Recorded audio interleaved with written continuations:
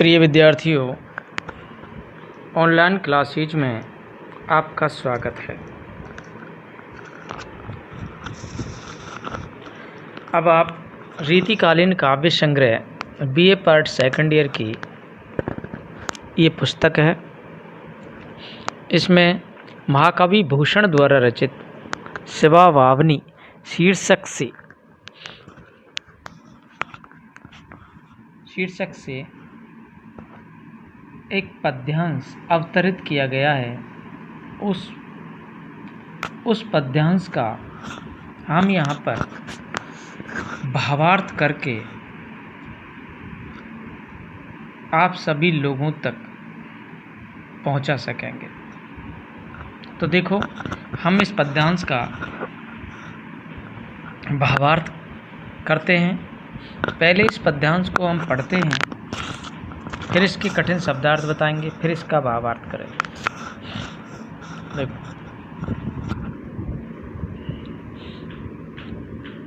अतर गुलाब चोवा चंदन सुगंध सब। अतर गुलाब चोवा चंदन सुगंध सब,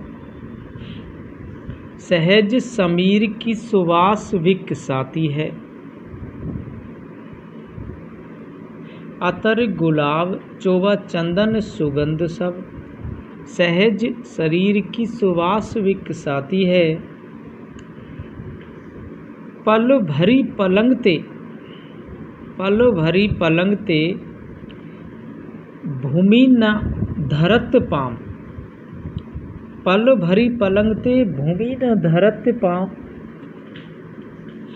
तेई खान पान छोड़ी बन बिल लाती है। तेई खान पान छोड़ी बन बिल लाती है। भूषण भनत शिवराज वीर तेरे त्रास। भूषण भनत शिवराज वीर तेरे त्रास, हार भार तोरी निज सुधि बिसराती है। हार भार तोरी निज सुधि बिसराती है। ऐसी परी नरम हरम बाद सहन की। ऐसी परी नरम हरम बाद सहन की, नाशपाती खाती तेवे नाशपाती खाती है। तो देखो, ये पद्यांश है। इस पद्यांश के जो कठिन शब्दार्थ हैं उनको मैं बता देता हूँ। ये हरम शब्द आया है। हरम होता है एक रानियों का निवास स्थान होता है, जिसे हम रनिवास भी कहते हैं। विकसाती शब्द आया है। विकसाती का मतलब होता है फैलाती। विकसाती का अर्थ क्या होता है? फैलाती। सहज कहते हैं स्वाभाविक। सहज माने स्वाभाविक। और बिललाती कहते हैं भयभीत होना। सृष्टि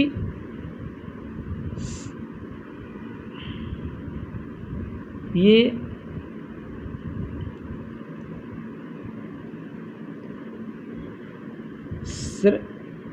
सुधि माने चेतना होता है। सुधि माने क्या होता है? चेतना। और ये जो चोवा शब्द आया, चोवा, इसका अर्थ होता है सुगंधित पदार्थ। जो सुगंधित पदार्थ होते हैं उनको चोवा कहा जाता है। या सफ़ेद पदार्थ होते हैं उनको चोवा कहते हैं। तो देखो, ये जो पद है, अतर गुलाब चोवा चंदन सुगंध सब,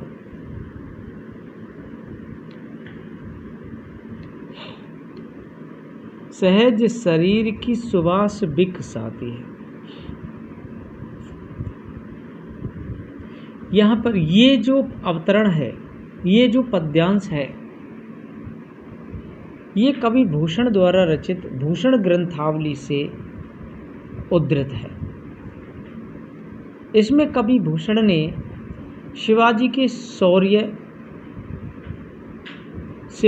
शौर्य, साहस और वीरता के कारण शत्रु पक्ष की भयभीत भयानक दशा का सुंदर चित्रण किया गया है। भयभीत दशा का सुंदर चित्रण किया गया है। तो देखो, अतर गुलाब चोबा चंदन सुगंध सब, सहज शरीर की सुवास विकसाती है। कवि भूषण कहते हैं कि मुगलों की जो स्त्रियां हैं, अर्थात शत्रु पक्ष की जो स्त्रियां हैं, पहले अतर माने इत्र, इत्र, गुलाब और सफ़ेद प्रकार के सुगंधित पदार्थ, चंदन आदि सब जो सुगंधित पदार्थ हैं, उन सुगंधित पदार्थों से शरीर की स्वाभाविक सुगंध को फैलाती रहती थी। ये शरीर की स्वाभाविक जो सुगंध थी उसको फैलाती रहती थी। और जो पल्ल भरी पलंग ते भूमि न धरत पाम, तेई खान पान छोड़ी बन बिललाती है। जो एक क्षण के लिए अर्थात थोड़े से समय के लिए भी जो मुगलों की स्त्रियां थी, वे पलंग से धरती पर कदम नहीं रखती थी, पैर तक नहीं रखती थी। अर्थात वे सभी प्रकार के सुखों का भोग करती थी, विश्राम करती थी।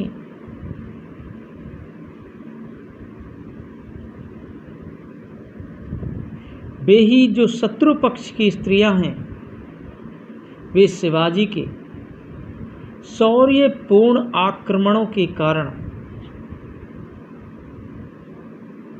सभी प्रकार का खान पान एवं सुख सुविधाएं छोड़ करके डरी डरी सी रहती थी, कांपती रहती थी, अर्थात भयभीत बनी रहती थी।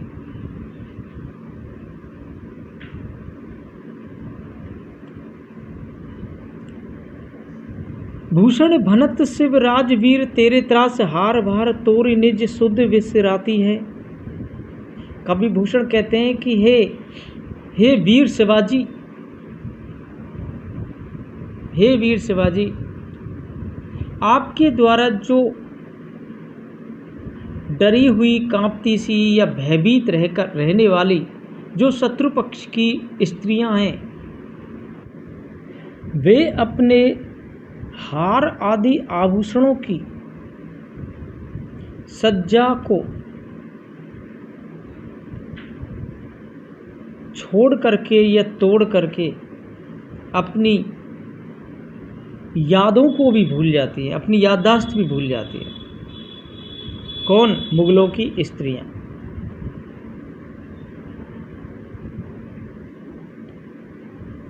ऐसी परी नरम हरम बाद सहन की, नाशपाती खाती ते बनाशपाती खाती। औरंगजेब जैसे मुगल बादशाहों के महलों के रनिवासों में उनकी जो नारियां थी, स्त्रियां थी, इसी तरह भयभीत बनी रहती थी, अथवा वे अपने रनिवासों को छोड़कर या महलों को छोड़कर इधर उधर भटकती रहती हैं। जो पहले वे नाशपाती जैसे फल खाती थी, परंतु अब वे जंगली बेल, पत्ती, जड़ आदि को खाकर के अपना जीवन यापन करती है।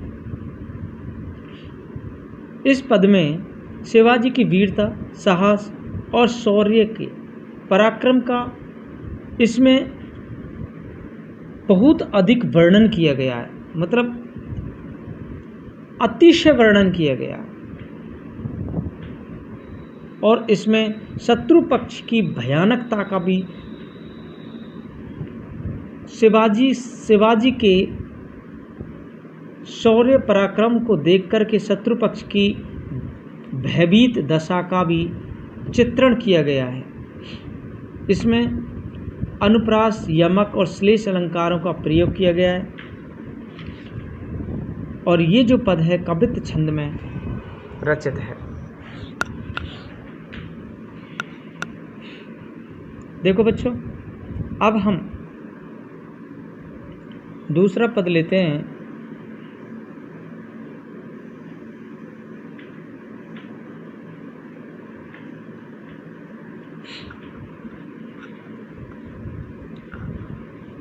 सीधे के आधार किसमिस जिन्न को आहार। सीधे के आधार किसमिस जिन्न को आहार, चार अंक लंक मुख चंद के समानी है। चार अंक लंक मुख चंद के समानी है, ऐसी अरि नारी शिवराज वीर तेरे त्रास। ऐसी अरि नारी शिवराज वीर तेरे त्रास, पायन में छाले परे काय कुमलानी है। ग्रीष्म की तपती की विपत्ति न कान सुनी। ग्रीष्म की तपती की विपत्ति न कान सुनी, कंज की कलीसी बिनु पानी मुरझानी है। कंज की कलीसी बिनु पानी मुरझानी है, तोरी के छरासो अक्षरासी यो निचोरी। तोरी के छरासो अक्षरासी यो निचोरी, कहे तुमने कहते कंत मुक्ता में पानी है। कहे तुमने कहते कंत मुक्ता में पानी है। देखो इसके जो कठिन शब्दार्थ हैं वो हैं, देखो छरा जो शब्द आया है इसका मतलब होता है अलगाव करना, भेदभाव। और चार अंक लंक का मतलब होता है चार के अंक के समान। चार के अंक के समान पतली कमर, जो पतली कमर होती है उसको बोलते हैं चार अंक लंक। मुक्ता कहते हैं मोती को, और मुक्ता का मतलब छुटकारा भी होता है, मुक्ति देना। पानी का मतलब जल होता है। पानी का मतलब जल होता है। इज्जत होती है।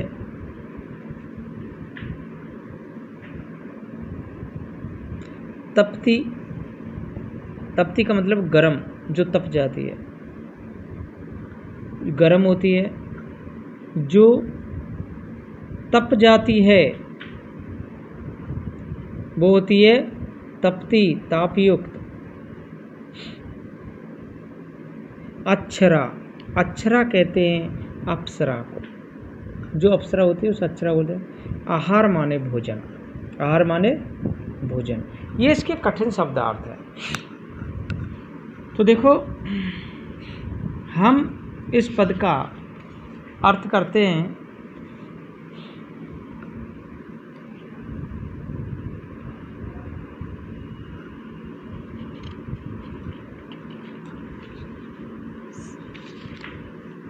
सीधे के आधार किसमिस जिन्न को आहार, चार अंक लंक मुख चंद के समानी है।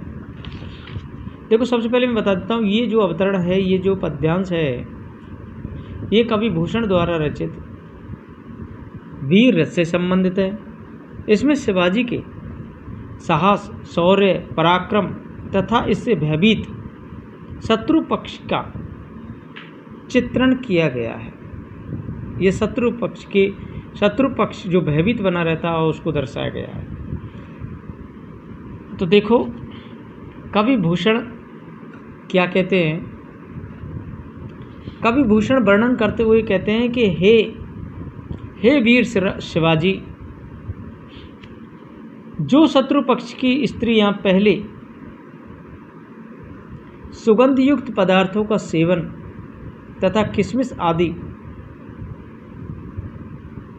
आदि मेवों का सेवन करती थीं या आहार करती थीं, और जिनकी जो कमर थी वह सुंदरता के कारण पतली तथा मुख चंद्रमा के समान सुंदर था, चंद्रमा के समान सुंदर था। ऐसी अरि नारी शिव राजवीर तेरे त्रास, पायन में छाले परे काय कुमलानी है। जो उसकी कमर थी वो पतली तथा मुख चंद्रमा के समान सुंदर था। ऐसी शत्रु पक्ष की स्त्रियां अब तुम्हारे भय से पलायन करती रहती हैं, मतलब भागती रहती है। इस कारण उनके पैरों में छाले पड़ गए हैं। क्या पड़ गए? छाले।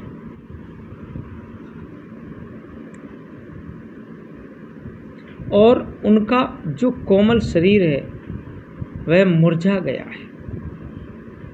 कुमलाती मतलब मुरझा गया है।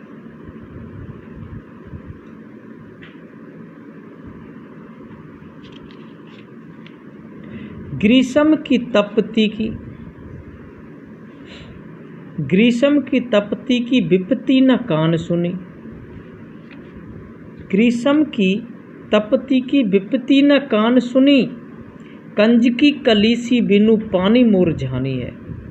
कंज की कलीसी बिनु पानी मुरझानी है। कवि कहते हैं कि ग्रीष्म काल की तपती हुई जो दोपहरी है, वे मुगल स्त्रियां उनकी कुछ भी चिंता नहीं करती थी, चिंता नहीं करती थी। अर्थात वे गर्मी के भयानक ताप को भी सहन करती रहती थी, मजबूरी में सहन करती रहती थी, तथा कमल की कली की तरह बिना पानी के मुरझाई सी रहती थी। अर्थात उनके लिए पीने के लिए पानी तक भी नसीब नहीं था।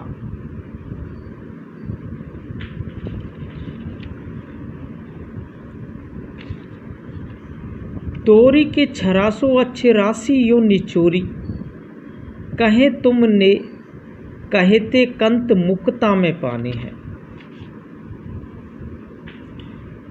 वे आपस में जो भेदभाव था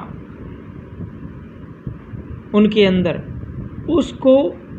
उसका त्याग करके अप्सराओं के समान इस तरह प्रार्थना करती थी, निवेदन करती थी कि तुम कहते थे कि पति की मुक्ति में अथवा पति रूपी मोती में ही इज्जत होती है, इज्जत है। कि तुम कहते थे कि पति की मुक्ति में ही इज्जत है, अर्थात पति रूपी मोती में ही आवे इज्जत है। कहने का भाव यह है कि वे तुमसे अपने अपने पति की मुक्ति के लिए प्रार्थना करती है। किससे करती हैं? शिवाजी से। इस पद्यांश को पढ़कर के हम निष्कर्ष तौर पर कह सकते हैं कि जो मुगलों की स्त्रियां थीं, पहले सुख वैभव विलास में जीवन व्यतीत करती थीं और बाद में उनकी दशा बहुत ही खराब हो गई थी। वे विपन्न दशा से ग्रस्त रहने लग गए थे। लग गई थी। जो शत्रु पक्ष की नारियों का जीवन शिवाजी के शौर्य और पराक्रम के कारण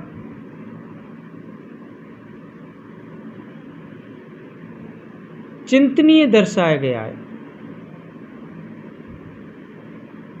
वही पक्ष एवं विपक्ष में वीर तथा भयानक रूप की योजना भी की गई है।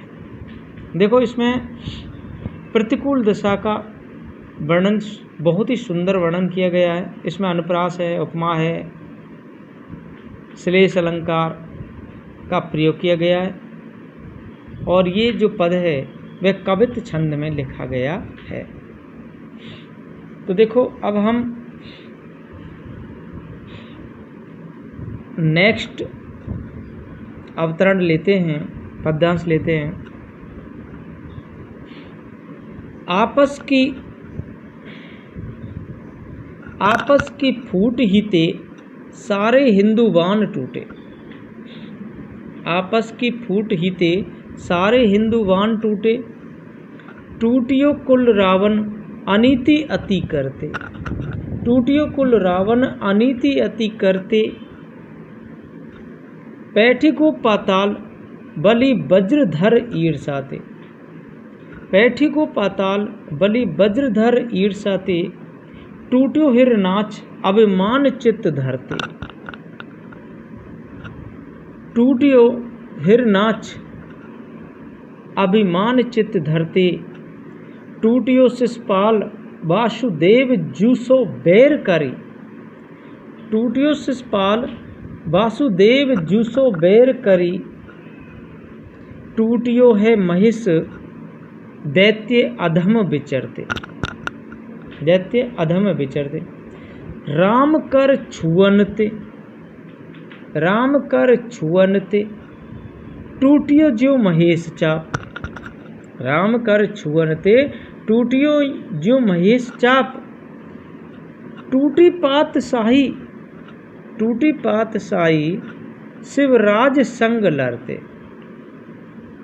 टूटी पात शाही शिवराज संग लड़ते।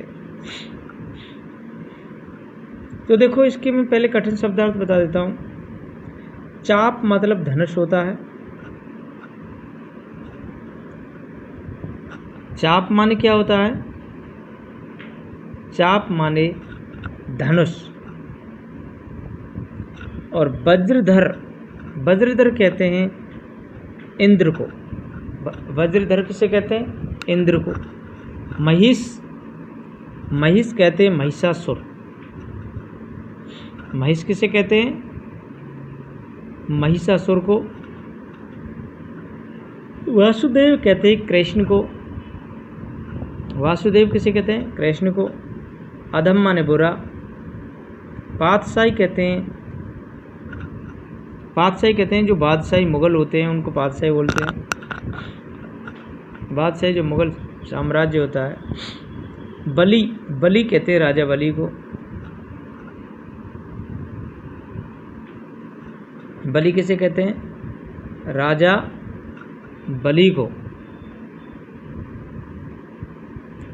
महेश शिव को कहते हैं।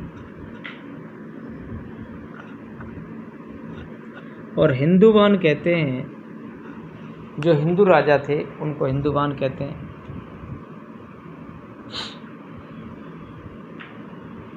बलि, राजा बलि को कहते हैं। तो देखो, ये इसके कठिन शब्दार्थ थे। अब इसका हम अर्थ करके सुना देते हैं। आपस की फूटी ते सारे हिंदू बाण टूटे।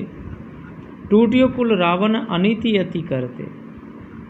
देखो, पहले तो ये देखता हूँ, ये जो अवतरण है प्रस्तुत अवतरण कवि भूषण द्वारा रचित है। इसमें कवि भूषण ने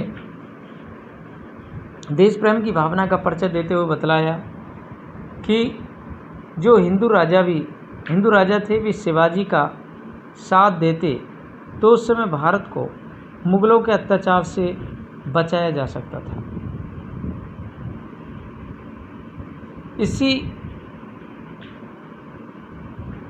इसी सत्य को दर्शाते हुए कविवर भूषण व्याख्या करते हुए कहते हैं, आपस की फूटते सारे हिंदू बाण टूटे, टूटियो कुल रावण अनीति अति करते। देखो कवि भूषण कहते हैं कि जो आपसी फूट होती है, आपस में जो फूट पड़ जाती है किसी में भी, आपस में फूट होने से ही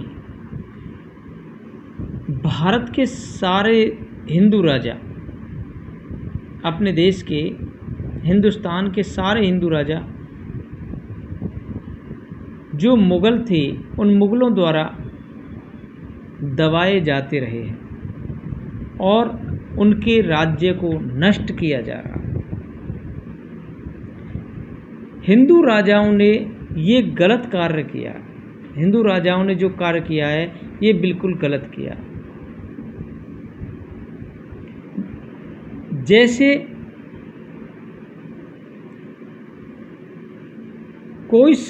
जैसे कि अनीति करने से शक्तिशाली जो रावण था, अधिक अनीति करने से शक्तिशाली रावण का कुल नष्ट हो गया था, वैसे ही हिंदू राजाओं के अनीति करने से यह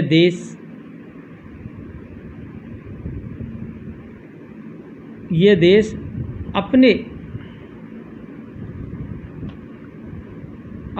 अपने गौरव, अपनी संस्कृति और सभ्यता से क्षीण होने लगा है।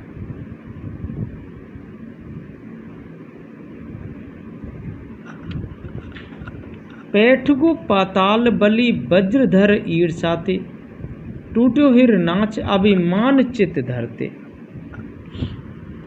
देवराज इंद्र से ईर्ष्या रखने पर, जो देवराज इंद्र थे उससे ईर्ष्या रखने पर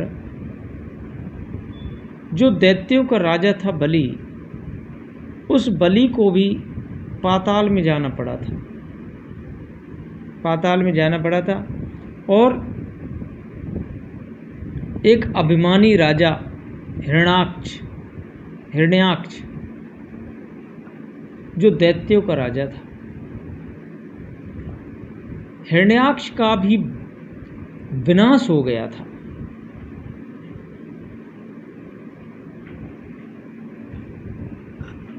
टूटियो शिशुपाल वासुदेव जूसो बैर करी। टूटियो शिशुपाल वासुदेव जूसो बैर करी। टूटियो है महेश दैत्य अधम विचरते।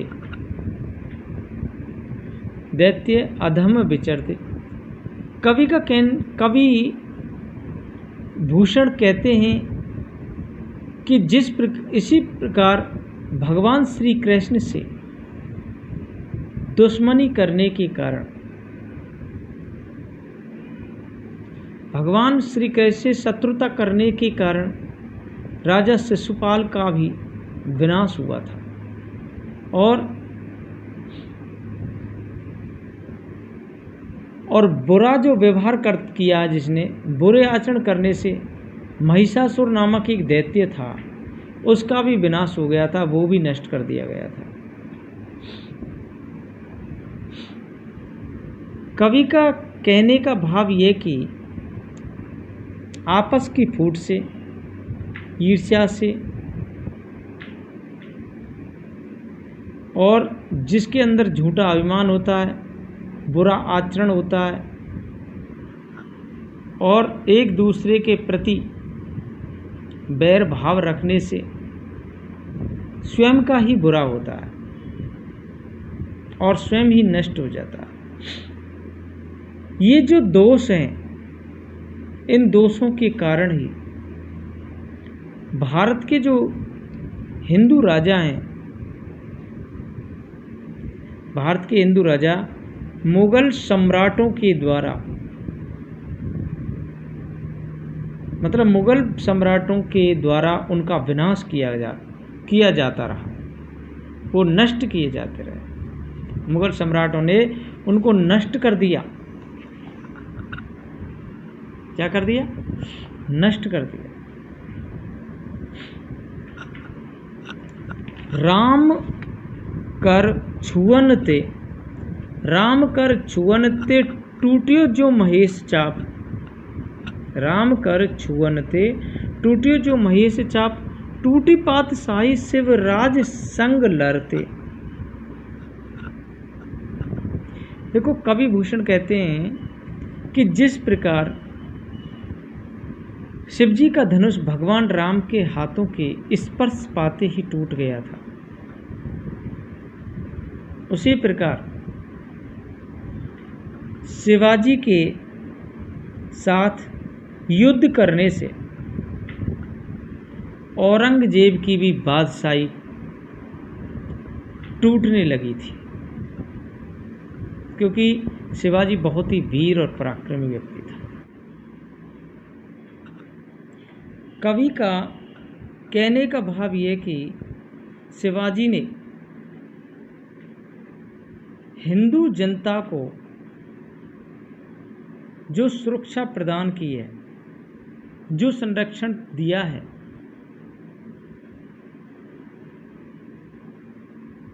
वह मुगल साम्राज्य के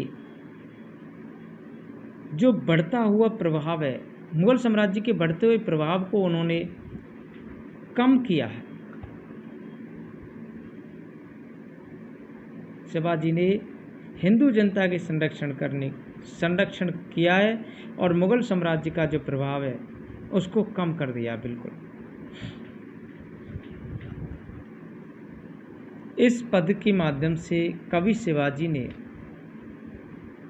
शिवाजी की भगवान राम से तुलना की है और शिवाजी के डर से मुगल साम्राज्य का जो प्रभाव था वो कम हो गया है।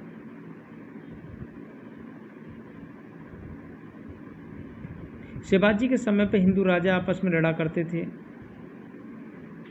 और मुगल जो बादशाह थे वे फूट डालो की नीति का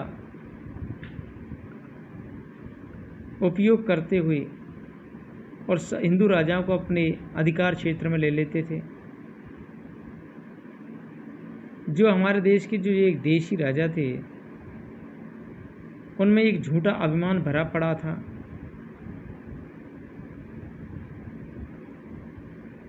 इनकी दुश्मनी से हमारे जो भारत की एकता है, राष्ट्रीय एकता है, संस्कृति है, सभ्यता है, वह क्षीण होती चली गई थी।